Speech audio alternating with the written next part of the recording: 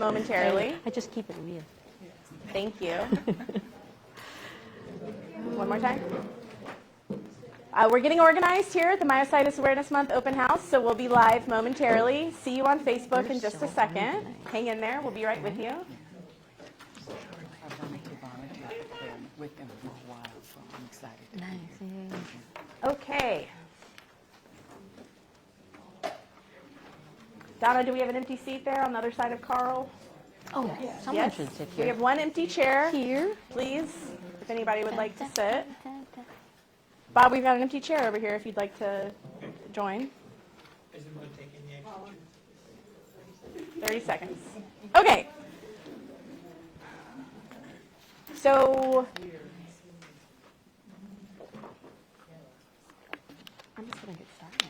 Okay, so everybody knows that it's Myositis Awareness Month, and to raise awareness, especially this time of year, TMA strives to reach people beyond our normal myositis community. And so right now, as we're getting connected to Facebook Live, we have an in-person audience here in Columbia, Maryland, and then online we have many hundreds of followers on our Facebook stream.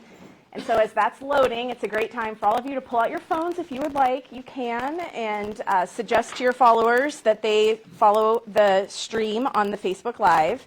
And even afterwards, the recording will be available. And so please feel free to share that widely with your friends, family, neighbors, the next person who asks you, what is myositis? You know, you can share the Facebook recording for them, because the next hour is going to be really informative and inspirational, and we're so happy to have you with us. I think by now we should be up and running. I'm waiting for a go sign. So while I'm doing that, I will just say, as you can see here on the TMA website, we have a lot of resources for Myositis Awareness Month, a new and improved toolkit, special events throughout the month. So this is one really exciting moment, but there's a lot more to come in May. Am I good? Are we live? I don't want the live audience to miss any of the really important stuff. So We are live. okay, great. So welcome everyone. Again, I'm Paula Eichenbrenner, TMA's Executive Director, and this is officially a tradition now. We are at TMA's second annual Myositis Awareness Month open house. So thank you so much to all of you who've joined us in person at TMA's office in Columbia, Maryland, and of course online. We have our Facebook audience. So we're going to get started with the program, and the first thing that I'd like to do is to thank our sponsors, AbCuro, and from AbCuro we have Dr. Ray Mankowski. If you would like to share a few remarks, please. It would be better if you came up here, please, so that our Facebook audience could see and hear you. All right. Well, thank you, Paula, for the privilege of being able to support our second actual open house. Glad to be here for the first one as well. It really is a privilege and an honor for my company, AbCuro, who are developing a potential treatment for inclusion body myositis, to be a supporter and a partner of the incredible work that TMA does. It's been great just to collaborate with everyone here and help you fulfill your mission and the patients community that you serve. So thank you. Thank you. Yep. Thank you for joining us. Thank you, Ray. We really appreciate the support from AbCuro as well as AstraZeneca. And from AZ today, we have Brad Noe joining us. Brad, would you like to make some remarks? Step right up. Thanks, Paula. So just echoing the words of Ray, it really is a privilege for us to be involved in this event. And I have to say, just meeting all of you, this is why we don't always get a chance to do this, and you have such inspirational stories, and it really, really means a lot to have an event like this. So thank you for all of your support, and we're looking forward to continuing to work with you as we progress our clinical trial for Sachinello in idiopathic inflammatory myopathy. So thank you so much. Thank you, Brad. We have a couple of reminders here, and then I have the great privilege of introducing our guest speaker, Dr. Maima Albeida. Dr. Albeida is an associate professor of medicine in the Division of Rheumatology at Johns Hopkins University and the Myositis Center there. She obtained her medical degree in the University of Santo Tomas in the Philippines, completed her internal medicine residency at New York Downtown Hospital, where she also served as chief resident, pursued fellowship training in rheumatology at Johns Hopkins, after which she joined the faculty. And I have heard myself from so many patients and care partners and families that Dr. Albeida has literally been a lifesaver. We're very honored to have her join us. Every time I read her biography, I learn something else about her. So did you know that she is an expert in the use of musculoskeletal ultrasound, and as director of the ultrasound and injection clinic at Hopkins, she heads the rheumatology musculoskeletal ultrasound program and heads up the fellowship program at Johns Hopkins as well. And so we are very honored to have her with us and appreciate so much your research, Mima, directed at understanding the role of ultrasound for diagnosis and for follow-up of patients with these rare and debilitating diseases. And thank you for joining us today. Thank you for coming back. It's also your second annual open house. Thank you. It's becoming a tradition. Yes. No, but thank you so much for that. And that was a long bio. You earned every word of it, Mima. You know, we want to honor the expertise you bring.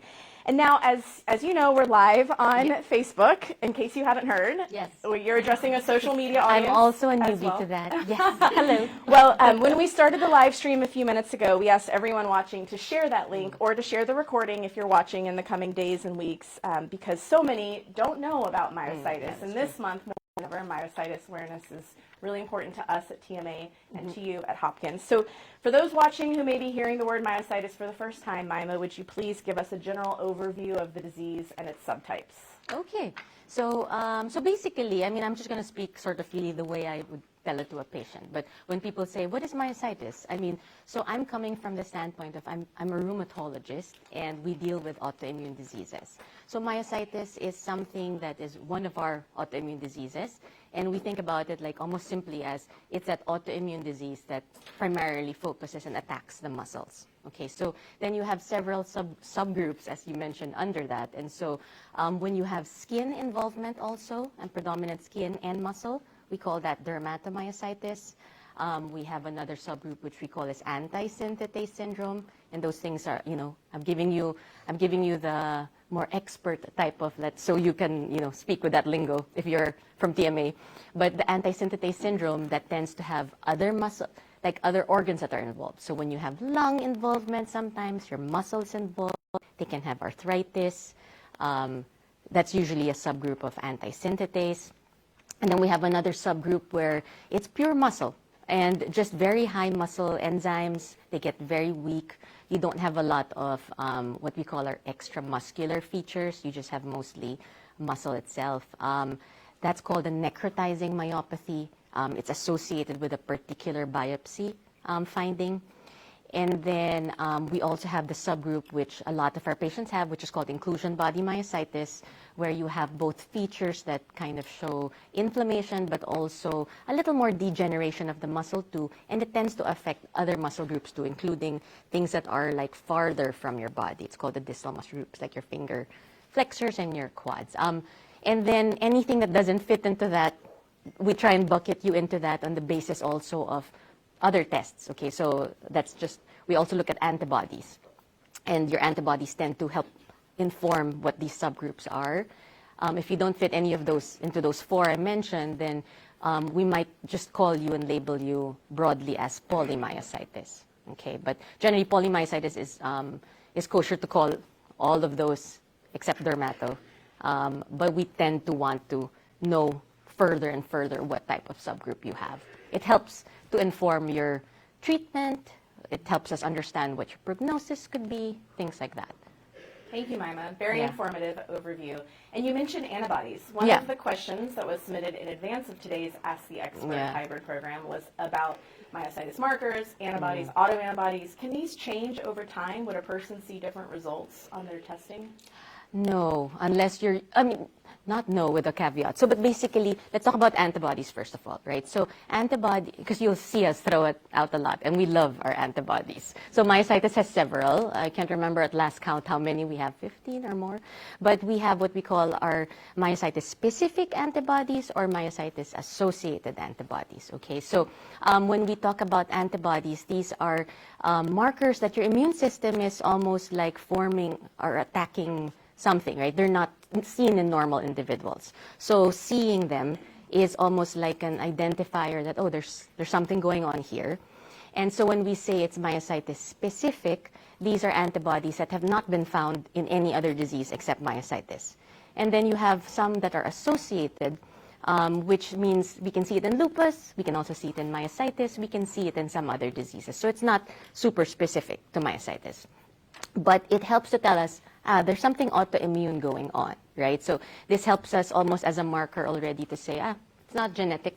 This is not going to be, and let's try immunosuppression, something that helps to treat you.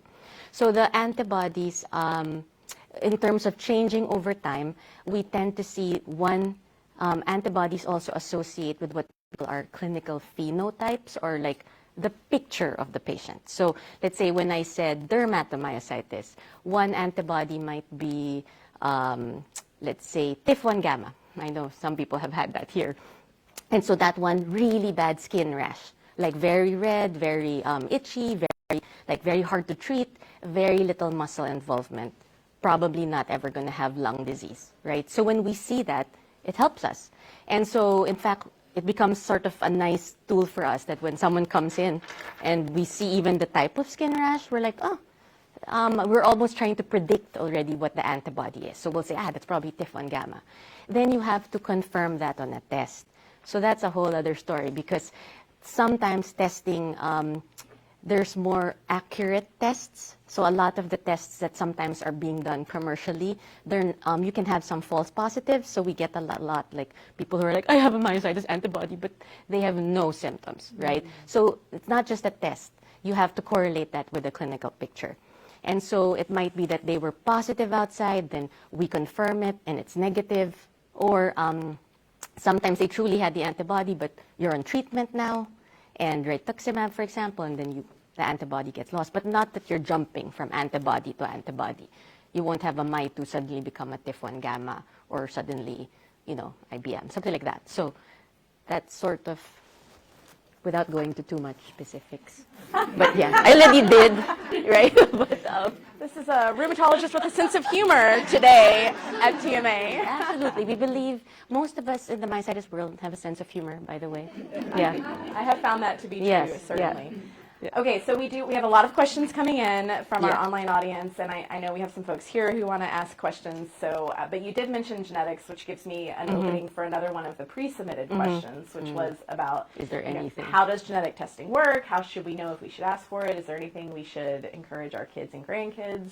I see. Okay, so the genetics of it. So these things are like, they're idiopathic inflammatory myopathy. So when the word idiopathic means we don't know how it happens, right? So we always try and find out. Sometimes we can see a trigger, like where sometimes patients clearly had like a viral illness right before that, and then boom, they started having symptoms. Or you'll see we're always looking for cancer, right? So, and sometimes, because these are issues of your immune system, and so as your body's trying to get rid of, let's say, a cancer, it starts overshooting and attacking you, right? So those are some of the ways that we think, okay, you can have that. So it's not a genetic condition. This is not where your mom has it and therefore you have a 25% chance of getting it. It's not like that. But what we do see is that there's some genetic predisposition, meaning in a person's, you check with patients, let's say they have dermato, you might see in the history, someone else had lupus in the family, or someone else has thyroid autoimmune. So there's some history of autoimmunity, but not very rare where we could get, what do you call this, like that you see it as a lineage. That's the word, thank you. It's not inherited. Yes. You just said about 1,000 I words, know. so I'm glad I could offer one. That was really good. Yeah, that was really good. Thank Yeah. you. We make a good team. Yeah, exactly. All right, so how about an audience question? Does anyone here in Columbia want to ask Dr. Albeida a question? We can go to a question from the live stream as well. Please. How can surgery affect the myositis? So the question is about, I'm repeating this for the Facebook Live audience. The question is about how surgery can affect myositis. Yeah. And what type of surgery? I had surgery for hysterectomy in October, and Okay. then myositis kicked in December. We're not, so basically, so it's not like as you'll realize, like it's not like everybody that gets surgery gets myositis. One of the ways that, let's say, so I was asking about surgery and what type, is sometimes more large surgeries are a stress on the body, right? And so anything where your body's actively trying to heal or, you know, there's some trauma to it, we do find that it might cause a flare. For example, in people with myositis, is it plausible that, because we do believe, so I told you there's a genetic predisposition, but it usually takes another hit from the environment for overt disease to occur. So, and that might be, yeah, we've had people like, what do you call this, go home for Thanksgiving and play football, intense with the family. You know, young guys, and then suddenly they're like achy, and then next thing started. So that might be sort of an example of where there's some triggers, and I understand like a big surgery, for example, could also be sort of a stressor. But I don't know that, but see, we'll never be able to say, it was exactly the surgery. But yeah. Thank you for the great question. Yeah. Next. Yes. Oh, Janet, please. Yes, my question is about, since COVID, there's some time passed. yes. And based on your experience, what the COVID Has and done. COVID vaccine actually made to myositis in general. So let's repeat the question about whether vaccines, especially the COVID vaccine, may Or COVID or itself. COVID What has itself, happened, yeah. COVID itself, and myositis. Maybe, not to be controversial. No, I'm just kidding. We're not sure because we don't have complete data, right? But anecdotally, we do recognize that actually since the whole COVID, there's so much more myositis. Like literally, the incidence has risen, especially dermatomyositis. And we do think it's viral. Like viruses are a big, like they're a potent stimulator for your immune system. And so it almost seems like, for sure, we see anecdotally several case reports of like COVID, and then you get myositis after. Vaccines also have, but then at the same time, it can be clouded by the patient actually had real COVID before that. So, but yeah, we are seeing an uptick in cases for sure. And are you seeing that the diagnostic odyssey is shortening slightly, or that some of the testing is more definitive more quickly? Is that contributing to an uptick, or? No, I think it's like, because people are actually coming into, like, so we have an inpatient rheumatology service in Hopkins, right? And even the fellows are like, what is going on? Every case is myositis. Like, so, because the severe ones end up in the hospital, right? Very weak. You know, so that's where we actually catch a lot. And so definitely there's way more, because we keep telling them it's a rare disease. And they're like, it doesn't seem rare here. So yeah, Well, and I do think Hopkins Straws, right? The one of the world's best myositis centers, and one of the first to be founded years ago by Drs. Christopher Stein and Danoff. Well, let me ask you. But independent of that, there's an uptick around the area. Yeah, for sure. It's not like they're traveling from Florida to get admitted in the hospital. They are to the clinic, but there's really a lot, much more. Yeah. I think that makes the myositis awareness piece of our mission Important, all the yeah. more important, right? And so we often hear that, you know, symptoms include maybe perhaps falling or being told you're just aging. And so how would you advise people, Myma, to kind of just be mindful of when it is time to seek a consult or ask for an expert opinion? Okay. So we might, for that question, I'd probably separate out, let's say, IBM from the other ones, right? So let's say for the regular myositis, in some ways it's helpful when you have a skin rash that comes out, right? So when you have a skin rash that you can't explain, very itchy, right? When you're exposed to the sun, seeing a dermatologist and then getting a real diagnosis. Because we've had several people where, yeah, I've seen a dermatologist the whole time and no one told you like this could be, but they were just given creams, for example, right? The tendency is you'll all be on steroid creams. Actually ask for a biopsy. Right? Or if the rash doesn't go away with the creams, actually asking them, what exactly do you think it is, right? But it is true that some people are misdiagnosed as eczema, for example, but a biopsy would help. So that's one. So it's helpful when you have an external thing. Now the rest might be silent because it's your muscle, but generally the other types, we see signs of, it's an inflammatory disease. So you're looking for signs of inflammation, right? So some people will actually describe fatigue, right?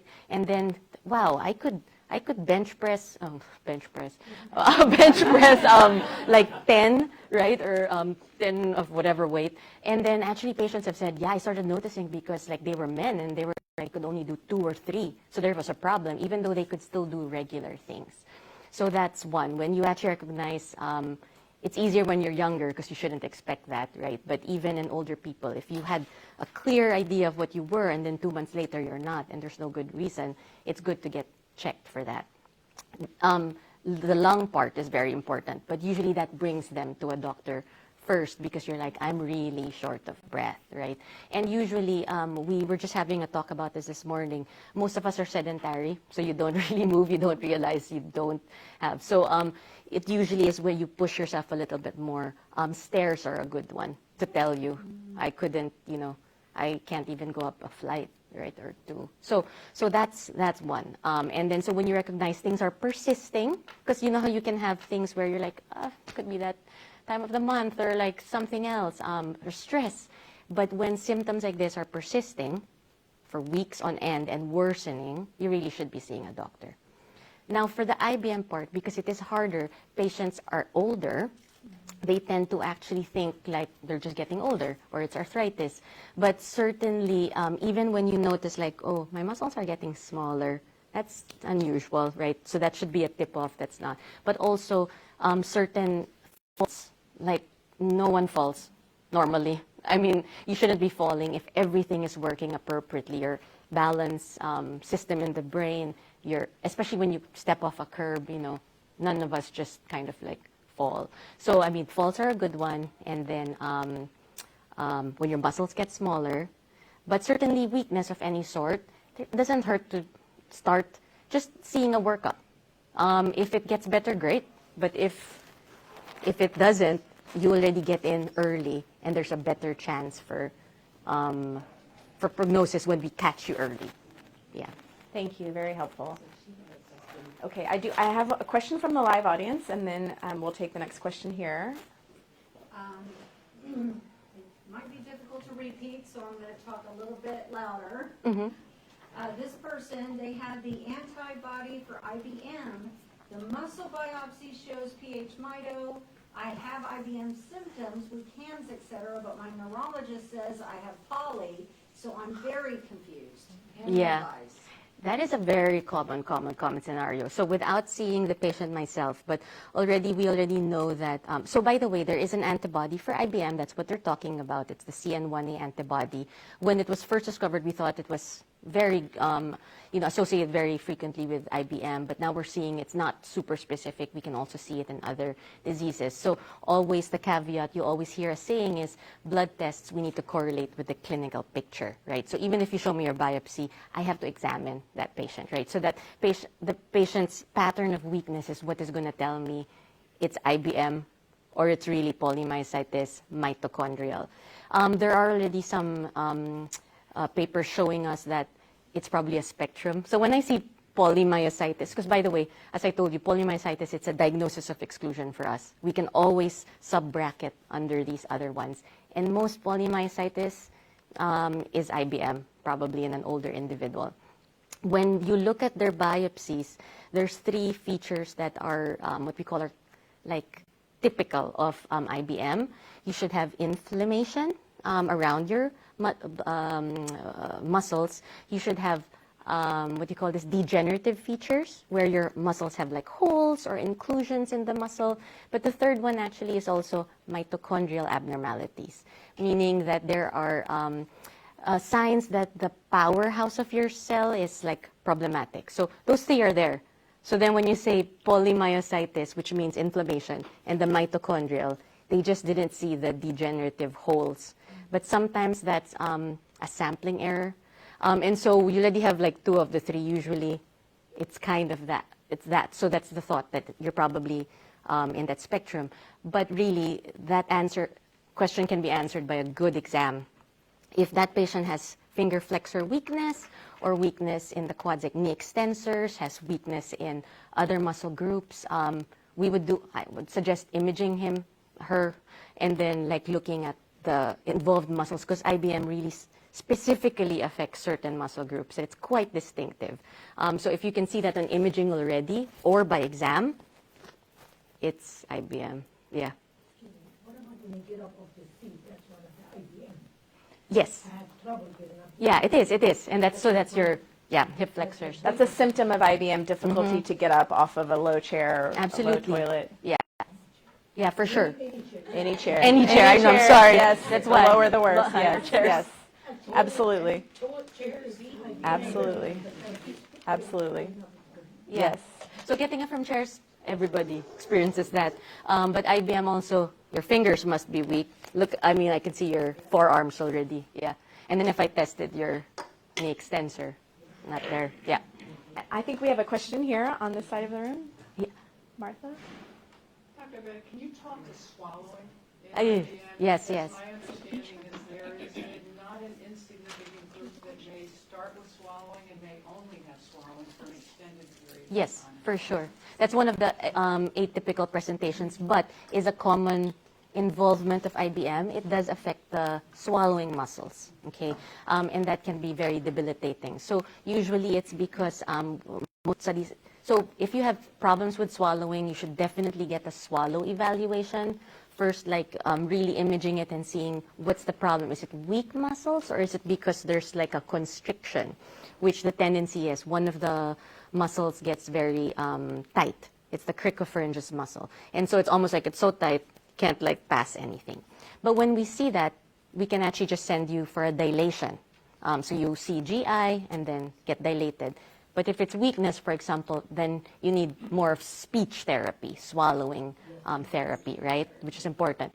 But we tend to see that with IBM. But now there is a small subgroup where that's the first presentation. But eventually something starts coming that makes them realize, it's all from IBM. So yeah. I think we have one question here in the front row. Okay. All right. Perfect. There are a lot of questions. Okay. Yes. Miss Arlene, do you have a question? I did, but I can ask her after. Ask her now. If it's going to help others. Well, I don't know if it's going to help Okay, others yeah, or not, but yeah. MDA5 is yes. an associated one, I'm assuming. MDA5 associated, no, it's a specific It is antibody. A Okay, specific, that was very my question. specific. Yeah. If you had MDA5, Yes. could you have another disease versus having dermatomyositis, or is that one that's included with dermatomyositis? So MDA5, a positive MDA5 antibody in the appropriate clinical picture would confirm dermatomyositis. So we don't see MDA5 with other diseases, but you should have a skin rash for MDA5 for sure. 100% should have. Yeah. Thank you. A question back here in the corner. A question about how to be seen at Johns Hopkins Myositis Center. A referral. I did a referral and they denied me. I'm so sorry. I know. Oh, really? Not age. No, it's never age. I was going to say. No, actually. My age, and I was newly diagnosed. They denied me. No, by the way, so what I would say is because we actually look at all the referrals, because you can imagine that we have so many people trying to see us. And so what does have to happen is usually referrals are denied because there's inadequate information. Because we always get, do you know that everybody thinks that the moment the CK is high, they think it's myositis? So we get referrals for that when they have never even been worked up, right? Like there's a whole bunch of like reasons for your muscle enzymes to be high that are neurologic, not inflammation. So that's one. So I would say usually we ask that at least it's been worked up. And if you've already been diagnosed, all that information should hopefully come into the packet. And then people actually see, but if you're well controlled, that's almost one thing right now where we're like, then you should just say it. But also the other thing, tip guys, pro tip, which you might get deluged, is we do think like, you know how if you send, because it's the quality of the records and that's being sent, that sometimes just administratively gets said no. If your doctor really feels like you need to be seen, like we've had that where they're like, oh my gosh, they're like really, the lung is really, shutting down, the doctors call us. And we can do a peer, absolutely, we'll see that, right? But if no one sends a message, then you're like, oh, it's just another person that might have wanted a second opinion, but not really, did or did not need it. Because then we've lost one provider, and so there's a small, there is a scheduling constraint, unfortunately. Sure. But yeah, we would love to see everybody, honestly. but you Well, can't. and we would love Yeah. to see 100 myositis centers Yeah. worldwide, as good Absolutely, as Johns yeah. Hopkins. That's also part of the dream. And That's we why we're do- training people. Yes, exactly. By the all way, of we have fellows. 3 myositis fellows this year. One's from Japan and 2 are from Canada, and different parts of Canada. You know, so where you're like, the hope is that people really. And I do want to acknowledge the burden that persistence and Yeah. championing your own care and the follow-up and the doggedness. I know that's, TMA sees the burden that places on families affected by myositis, and always open to suggestions about how to partner more effectively with amazing clinicians or develop also, new resources. Not just centers, there's lots of good places, okay? Yes. So depending on where you are regionally, and sometimes we see, actually, like sometimes we'll see a patient, I saw one yesterday, and I was like, you have a good doctor. Like literally you realize they have done everything right, and you would just eat, and I'm like, thank you, you know, and that might be someone where we can see you in a year, or, you know, you don't have to, because your neurologist is actually doing the right thing. Right. Yeah. Love to hear that. Love to get that doc on a TMA webinar. Yeah. Tom, did you have a question? Well, I did, but since you called on me, Sorry, Okay. I saw a hand. thank you. Felicia? Oh, Felicia. Please, Felicia, go ahead. Well, that was going to say, it was just piggybacking on what you were talking about in terms of myositis centers. Yeah. This was something I was advocating for when I first moved here, and was fortunate enough to be admitted into, to become a patient of Dr. Alveida's.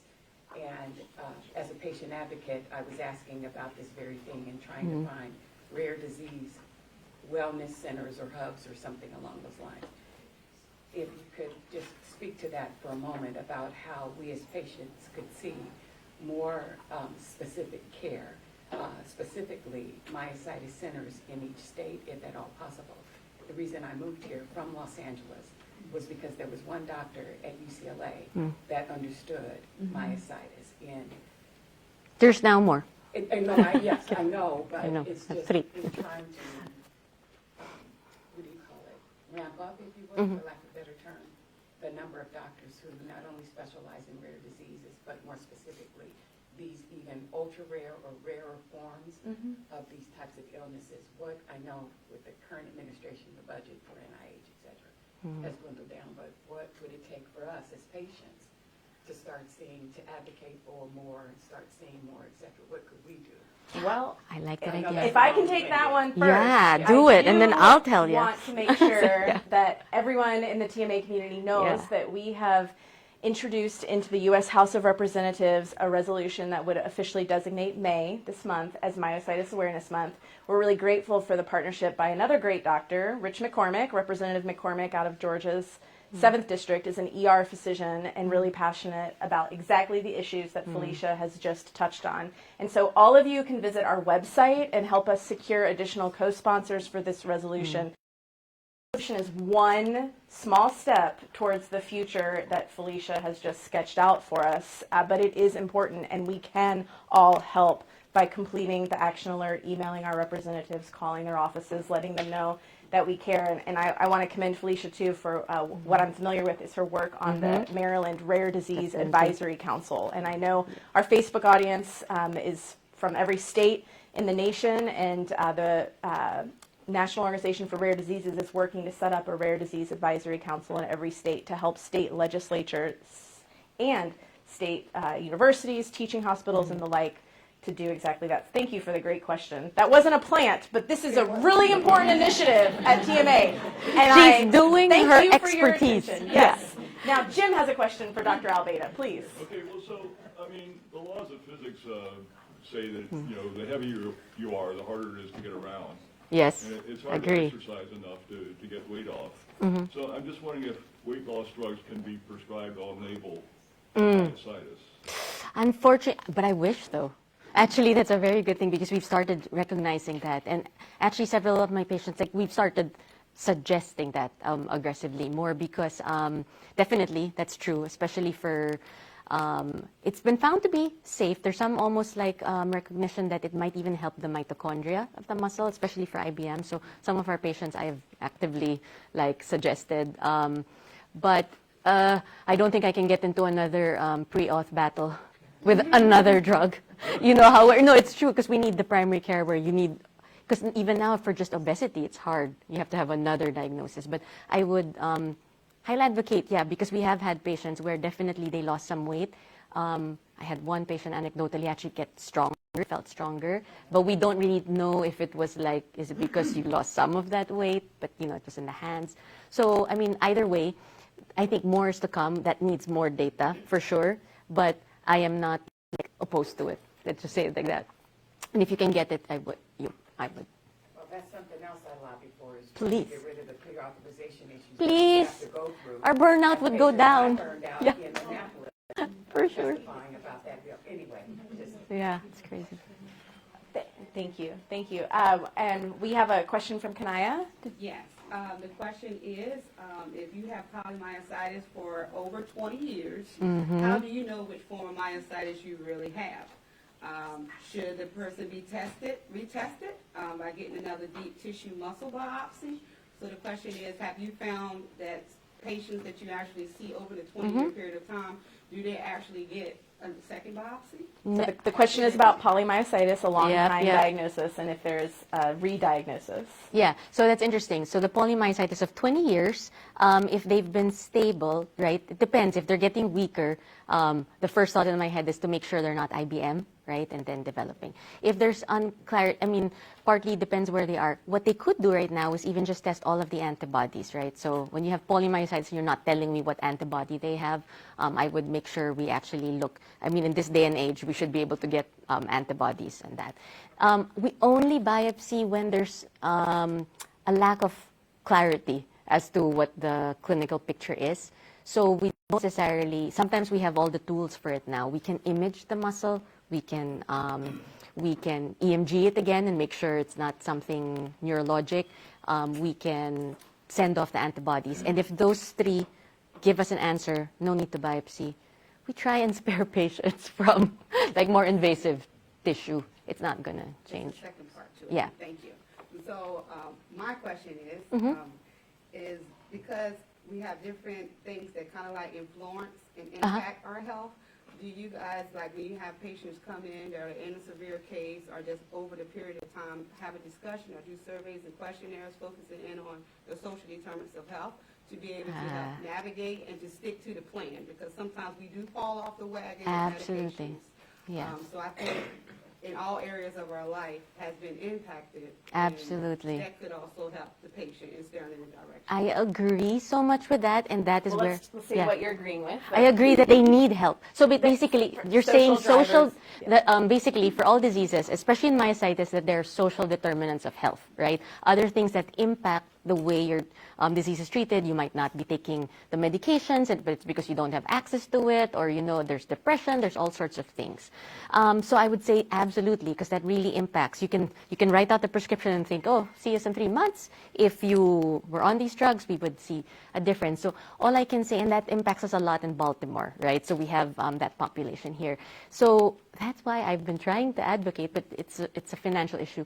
We'd love to have a social worker in the clinic, but we don't have easy access to that right now. But that's where I think TMA and also like the patient side could be helpful, where it's almost like, I think something has to be done from that side. Well, but I agree, you need. So the reason why I asked that question is because at the very beginning of time, when I first was diagnosed and traveling out of network, it was so helpful for me.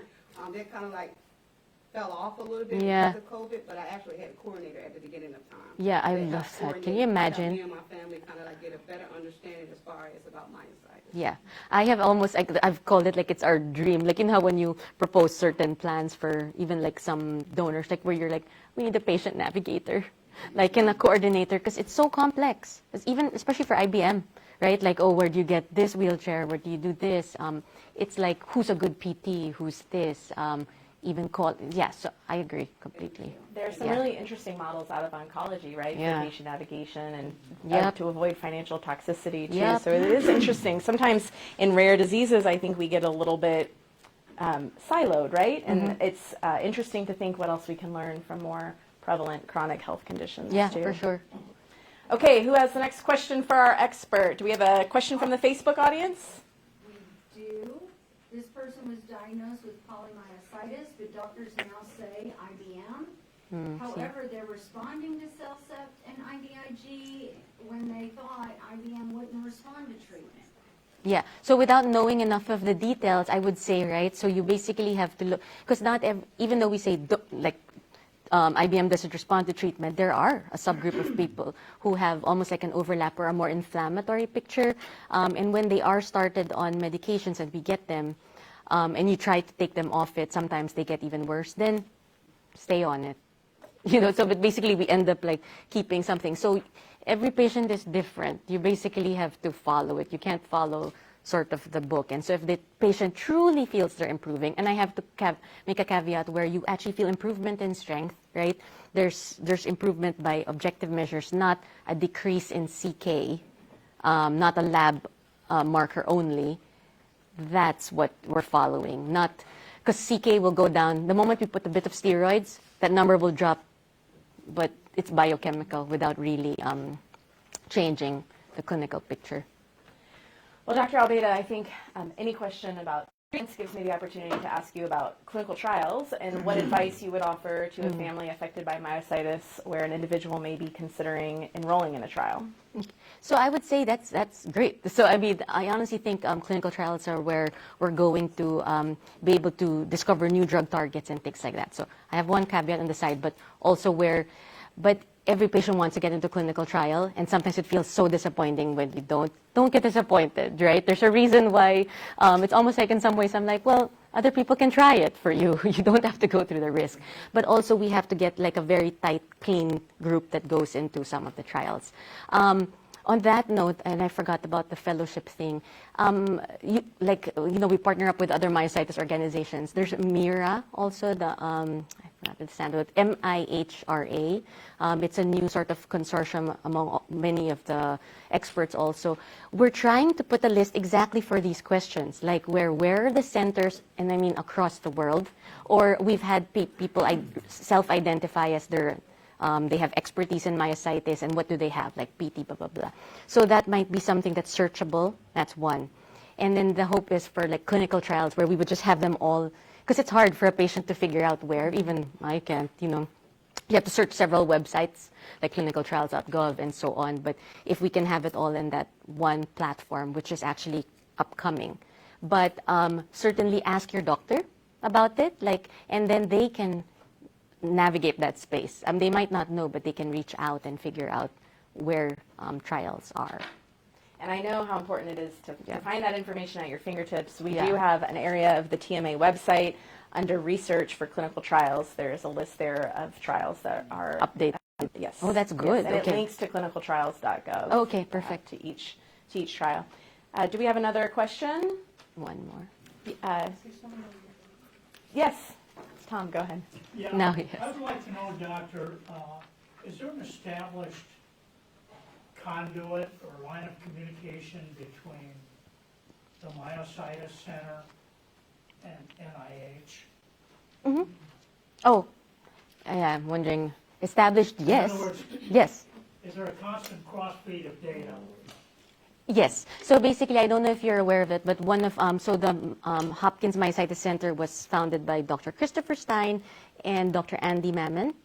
He's a neurologist, and Dr. Sonia Danoff. So Dr. Mammon, at some point over the last few years, moved to the NIH, and he's now heading up the myositis group there. But we're big collaborators. So they still use our data. We look at theirs, and so. But ultimately, Andy's in our meetings every month. So it's a very easy. Open access, but also that tends to happen across the bigger centers too, where we are helping each other out and collaborating because it's important. But are you asking from a stand of like funding and grants? No, not necessarily okay. funding or grants, just, like Dr. Adam Schiffenbauer. Yeah. Oh, I see. Yes. A ton of research. Yes. Environmental factors and that. Gotcha. Yes. Lisa Ryder, right? So I would think that your folks there at the Myositis Center would be a wealth of information for him. We collaborate with them. So there's another group it's the IMAX, International Myositis. I'm so bad with but IMAX. So but basically we're all part of that, Right. And then we meet each other quarterly in some meetings, Let me piggyback real quick. with another question. How much of a problem do you think diagnostic codes are with regard to myositis? I mean, I think the people in this room feel pretty comfortable that they can go to a specialist in this area. But if I'm sitting, I don't know, in Timbuktu, Texas or whatever, and I'm way out in the boondocks someplace. Diagnostic codes. Yeah, diagnostic codes could be a major problem. Do you think that's true? That's a multi-layered question. Yes, it's a problem. But I was thinking like, it's hard, by the way. You'll realize that it's becoming harder and harder for us because also when you see our notes, we realize that there's almost like another language we have to create, like where this is really what we mean, but diagnostic codes, we might call you something else, like you have anti-synthetase syndrome. You know, that's myositis. But no one knows what anti-synthetase syndrome is. So we have to piece it apart and say you have myositis. I'll call you rheumatoid arthritis so I can get rituximab, right? Or I'll call you dermato the moment you, and then that's because I need IVIG, right? So we're realizing and I tell that to the patient, like, don't think I'm crazy. I'm calling you rheumatoid arthritis. You do have an inflammatory arthritis. But so that's where diagnostic codes are sort of complicated, but it's an insurance issue. And then we start getting, because then you never will get, you have no sort of FDA-approved drugs for myositis right now, except like IVIG, right, and Acthar from before. But really, if we wanted to get any of these other drugs, Safnello, by the way, patients are now lupus. So, I mean, unfortunately, and the biopsy is the same, so we can call you as having lupus, so I can get the drug. So it's really one of those things that's really hard. And I'm aware, too, that the VA uses a different set of diagnostic codes other than the ICD. Oh, right? okay. So I that's see what they're probably saying. also a problem with Yes. Okay, so we have time for 2 or 3 more questions. We have one from the Facebook audience, and then we'll take another one or 2 here. Has anyone ever been cured for myositis? I consider myself totally cured because I'm no longer reliant on medicine or treatment anymore. Has anyone ever been cured from myositis, Dr. That's Almeida? great. No, so actually we do think like because they're chronic diseases, our hope is like we can get you into remission, right, where things are quiet.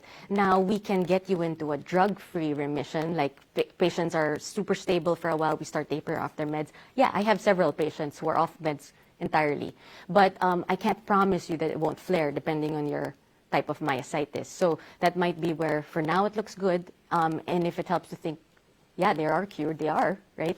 But then at any point, we have to monitor still. It's that kind of thing where then just don't go walking away and then sunbathe without without sunscreen, and then they get their skin rash coming back. And then, so I think you still have to just, it's like a cancer patient, right? You're cured, but then now you have to have a healthy lifestyle. You do what? And then you're still monitoring. So, but yeah, we have several patients. So yeah, we can cure people. No, I mean, sorry, remission. This is recorded. People will be like, what? We cured them. Okay, questions here? And go ahead, Sarah. Do you have to get the measles shot? I wasn't prepared for this question. Do you have to get the measles shot? Please discuss this with your primary care. No, I'm just kidding. But yeah, if you're in... Yeah, if you haven't had measles, it would be recommended, yes. Okay, do we have a couple more questions? Please, Michelle. What is the success rate on, like, getting to remission, or, with some of the newer drugs that's been out, or even some of the older ones? What are you finding? I think actually it's better now in the sense that we have more players. Like maybe a few years ago when we first started, we had like 3-4 drugs that we were circling around. Now we really have a whole armamentarium that we're using and then borrowing from our other diseases. And then I think honestly it's gotten better because there's better diagnostics. And so people are getting diagnosed earlier, right? And so if you get diagnosed earlier and treated more aggressively up front, they actually go into control and remission faster with less damage, less issues. So that's been much better than before versus before you had steroids, which caused their own problem. And then if they didn't If you didn't, what do you call this? You didn't agree with methotrexate, your body wasn't good, you might try another one. But if you all got side effects and we're in a bind. But now we've got IVIG that really does great things. We've got rituximab. We've got, CellCep and then JAK inhibitors, which are amazing. So yeah, so I think there's lots of promising things, including Safnello for sure.